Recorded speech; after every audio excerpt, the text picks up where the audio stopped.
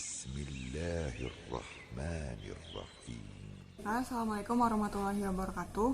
Kami kelompok 4 Sejarah Kebudayaan Minangkabau. Pada kesempatan diskusi kali ini akan membahas tentang Minangkabau pada periode Islam, di mana anggota kelompok kami adalah saya Sylvia Suliatri sebagai moderator, lalu Stefani Amelia sebagai penyaji, Cynthia Yusda Putri sebagai penyaji, Aliza Nurzulia sebagai penyaji, dan Nike Olivia juga sebagai penyaji.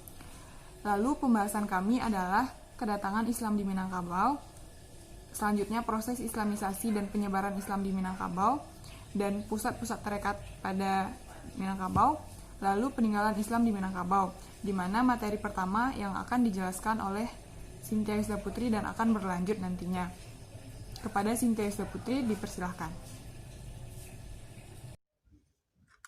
Assalamualaikum warahmatullahi wabarakatuh. Perkenalkan, saya Cynthia Yusda Putri, NIM 1804698. Baiklah, di sini saya akan membahas dan menjelaskan materi yang pertama, yaitu tentang kedatangan Islam ke Minangkabau.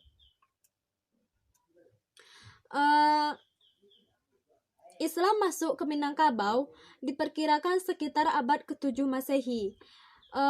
Namun, para sejarawan sepakat menyatakan bahwa penyebaran Islam itu ke Minangkabau melalui 3 jalur. Yang pertama yaitu jalur perdagangan.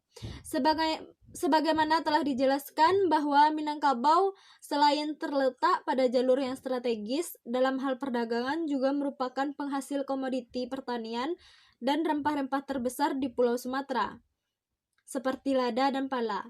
Potensi demikian mengundang minat para pedagang asing untuk memasuki dan mengembangkan pengaruhnya di Minangkabau.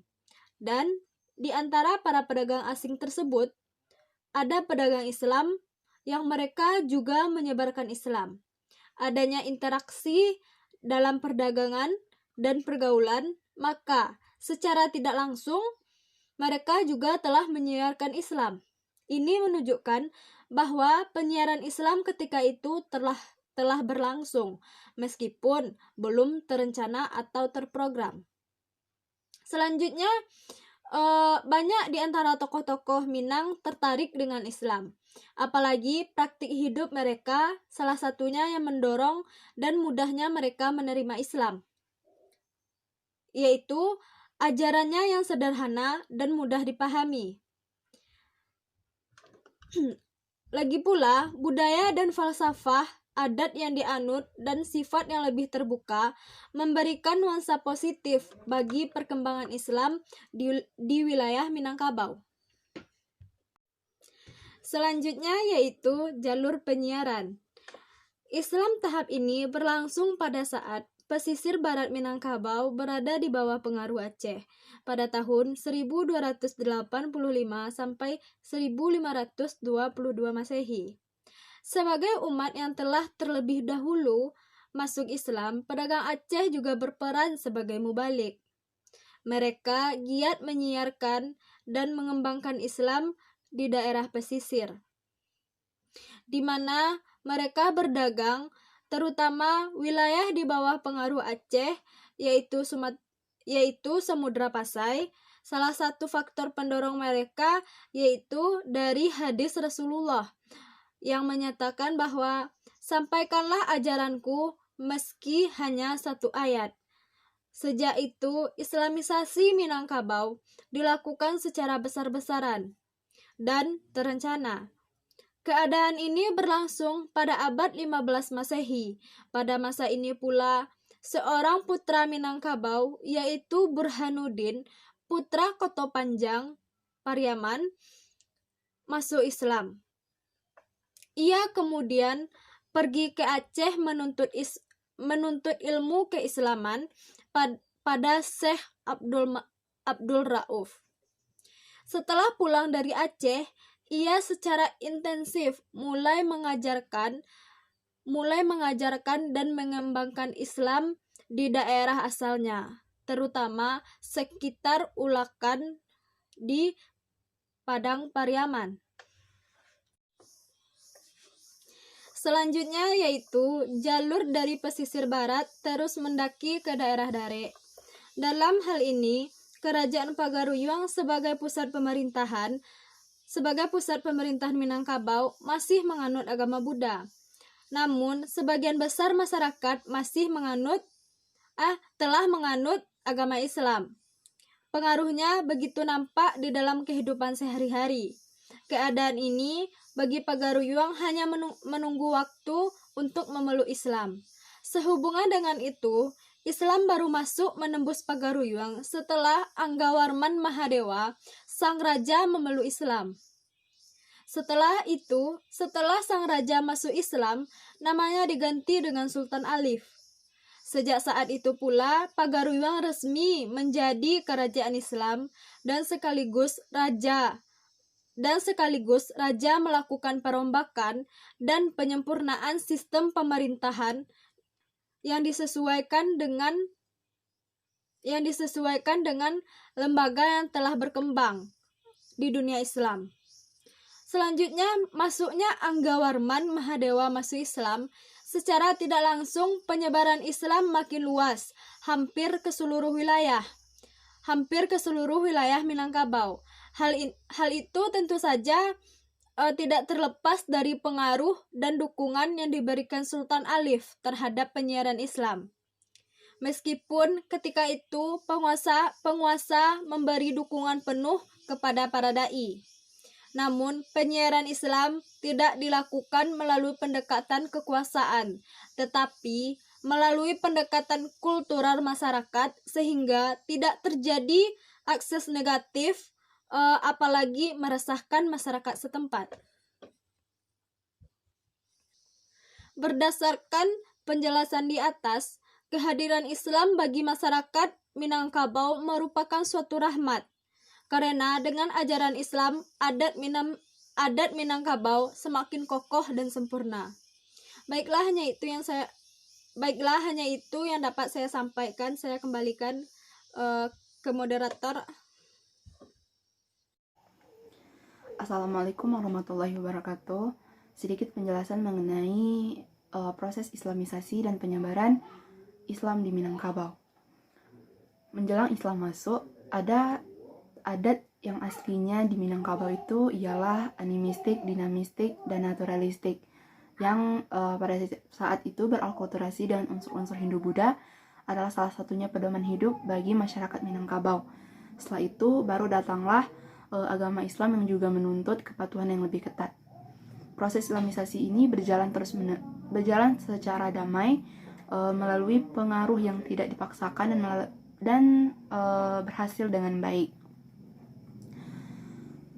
Mungkin sebagaimana yang terjadi kemudian dan sekarang masih berlaku di Mekah. Pengajian agama diberikan kepada orang-orang dewasa oleh para ulama. Dan kitab suci Al-Quran mulai diajarkan termasuk kepada anak-anak dan berhasil dijadikan bahan bacaan harian putra-putri Minangkabau bila sudah berumur 7 hingga 8 tahun ke atas. Di mana pendapat ini dinyatakan oleh Daya 1995. Untuk menjelaskan proses Islamisasi, terdapat ada 4 babak penting dalam proses Islamisasi. Babak pertama ialah Islamisasi surau dan melalui surau. Dalam adat Minangkabau, surau ini memiliki posisi yang penting, bahkan sentral, dan setiap kampungnya wajib memiliki surau. Karena kegunaan dari surau itu ialah tempat bermalamnya setiap malam anak laki-laki yang sudah berusia di atas 8 tahun. Nama Syekh Burhanuddin Ulakandari Pariaman sebagai tokoh utama yang paling berjasa dalam penyebaran Islam di Minangkabau. Meski beliau bukan yang pertama mengajarkan Islam di sana, Syekh Burhanuddin ini yang kemudian memanfaatkan surau sebagai instrumen utama dalam mendakwahkan Islam hingga ke seluruh pelosok.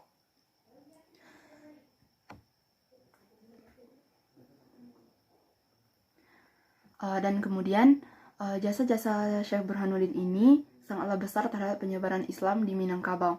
Pertama-tama beliau melakukan Islamisasi kepada surau dengan mengubah fungsinya sebagai pusat pendidikan Islam. Kemudian melalui surah-surah itu beliau menggerakkan segenap pengikutnya untuk melakukan islamisasi terhadap rakyat Minangkabau, sehingga tak sejengkal pun wilayah alam Minangkabau yang tidak tersentuh oleh Islam. Kemudian untuk babak kedua, Perang Padri. Nah, pada babak ini, pada akhir abad ke-18 sebelum Belanda masuk ke wilayah Minangkabau, Islam telah tersebar ke seluruh pelosoknya. Dapat dikatakan pada saat itu seluruh Minangkabau telah memeluk Islam meski berada di tengah-tengah suasana kehidupan yang sangat jauh dari tuntunan agama. Namun dakwah itu sendiri masih lestari dari surau ke surau sebagaimana yang telah digariskan oleh Syekh Burhanuddin dahulu. Pada suatu masa tersebutlah seorang tokoh ulama besar yaitu Tuanku Koto Tuwo. Tuanku Koto Tuwo ini melalui majelis-majelisnya banyak mengingatkan masyarakat banyaknya aturan agama yang masih belum dipatuhi dalam kehidupan sehari-hari. Dan ketidakpatuhan itu menurut Tuanku Koto Tuwo ini harus diganti dengan ketaatan supaya mereka mendapatkan berkah dari Allah Subhanahu wa Ta'ala. Kemudian lanjut ke babak ketiga, yaitu kebangkitan kaum Mudu. Sebelum Perang Padri usai, Belanda menyokong pemimpin adat. Meski demikian, ajaran Islam telah mengakar cukup kuat di tengah-tengah masyarakat Minangkabau. Dan lambat laun, perasaan simpati kepada kaum Padri yang telah dikalahkan berubah menjadi kebencian Belanda. Pasalnya, pada awalnya berjanji tidak akan mencampuri kehidupan masyarakat dan menarik pajak. Pada akhirnya, para pengul itu mereka angkat sendiri dan kemudian pajak itu diberlakukan juga. Musyawarah adat. Musyawarah adat ini merupakan babak terakhir atau babak keempat yang merupakan kelanjutan dari babak-babak sebelumnya. Setelah revolusi fisik berhasil dimenangkan, masyarakat Minangkabau dengan sukarela menimbangkan kembali persoalan-persoalan adatnya. Dalam suasana kemerdekaan pun mereka memutuskan untuk melakukan penyesuaian terhadap adat sesuai dengan tuntutan adat itu sendiri. Yang signifikan dari babak ini ialah semangatnya, sebab penyesuaian adat dengan ajaran agama itu terjadi secara alamiah tanpa didahului oleh konflik. Dengan demikian pun komitmen telah dinyatakan di awal telah menemukan kemantapan pada babak ini. Bismillahirrahmanirrahim. Assalamualaikum warahmatullahi wabarakatuh. Perkenalkan, nama saya Alizan Nuzulia. Saya akan melanjutkan materi selanjutnya, yaitu pusat-pusat penyebaran Islam di Minangkabau. Dalam materi ini saya hanya membahas dua wilayah, yaitu Cangkiang dan Ulahkan.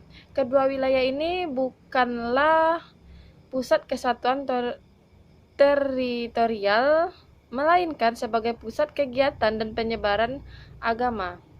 Ketika kerajaan Pagaruyung mengalami kemunduran, terdapat kelesuhan di banyak nagari di Minangkabau, baik itu di wilayah Luhak maupun di daerah pesisir dan rantau. Para penghulu dan keluarga raja-raja tidak lagi memperhatikan adat yang sebenar adat, yaitu hidup yang akan dipakai, mati yang akan ditopang. Sementara itu, kaum ulama tidak dapat berbuat apa-apa untuk menghadapi kejadian yang terjadi di Minangkabau, yaitu permusuhan antar satu suku dengan suku yang lain yang berlanjut dengan permusuhan satu jorong dengan jorong yang lain. Selanjutnya itu permusuhan antar satu nagari dengan nagari yang lainnya. Penyebab dari permusuhan ini kadang-kadang hanya masalah kecil. Yang bisa kita beri contoh yaitu saat mereka mengadakan pertandingan adu ayam antar satu penghulu dengan penghulu lainnya. Saat salah satu di antara mereka kalah, mereka menganggap diri mereka telah dipermalukan oleh sang pemenang.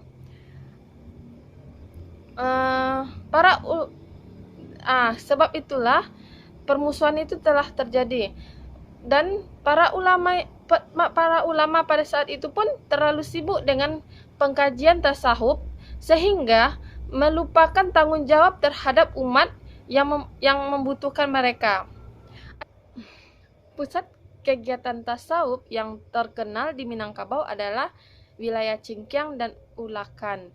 Di Cingkiang yang berkembang adalah tarikat Nasabandia, sedangkan di Ulakan yang berkembang adalah tarikat Sahtaria. Antara masing-masing penganut sering terjadi perselisihan dan menimbulkan kemarahan sebagai perkara yang kecil-kecil menjadi besar, dan masing-masing pihak kemudian menuduh pihak yang lainnya itu sesat. Banyak orang Minangkabau menyebut kedua paham ini sebagai agama Cangkiang dan agama Ulakan. Materi selanjutnya yaitu tentang peninggalan Islam di Minangkabau. Yang pertama yaitu ada surau dan masjid. Surau merupakan bangunan yang dibangun oleh suatu kaum sebagai pelengkap dari rumah gadang. Sebelum Islam datang, surau dimaksudkan sebagai tempat bertamu, berkumpul, rapat, dan tempat tidur bagi anak laki-laki yang telah akil balik dan orang tua yang telah uzur. Fungsi ini berkaitan dengan ketentuan adat bahwa anak laki-laki tidak mempunyai kamar di rumah gadang. Setelah masuknya Islam, surau turut mengalami islamisasi. Fungsinya tetap, tetapi diperluas menjadi tempat pengajaran, pengembangan ajaran Islam, dan tempat sholat dan belajar Al-Quran. Sedangkan masjid memiliki fungsi untuk kepentingan ibadah dalam arti sempit, yaitu sholat berjamaah, seperti sholat fardu, sholat Jumat, dan sholat hari raya. Surau dan masjid memiliki kedudukan peranan penting di Minangkabau. Ia tidak hanya sebagai tempat pusat peribadatan, tetapi juga bagian dari budaya dan peradaban umat Islam. Yang kedua ada seni arsitektur di Minangkabau. Beragam bentuk dan corak arsitektur surau dan masjid di Minangkabau dari masa ke masa tidak terlepas dari pengaruh budaya pengetahuan dan pemikiran manusia. Yang pertama ada tipologi atap tumpang. Surau dan masjid zaman awal perkembangan Islam di Minangkabau memiliki ciri khas atap tumpang yang berbentuk limas yang semakin atas semakin mengecil dan mengerucut. Tipologi ini merefleksikan sistem pemerintahan kelarasan Bodi Caniago, membaswi dari bumi, bahwa dalam musyawarah kaum, kata akhir berada di kemenakan, suara rakyat yang paling menentukan. Yang kedua, ada tipologi atap kubah. Kubah adalah bentuk bagian atap masjid yang dibuat melengkung seperti setengah bola atau kubah piring. Masjid yang memiliki 4 kubah ini berarti agar dapat diakui sebagai nagari harus terdiri dari 4 suku atau 4 kaum, dan setiap masjid harus memiliki 4 unsur yang disebut orang ampe jiniyah, yaitu imam, khatib, bilal, dan qadi.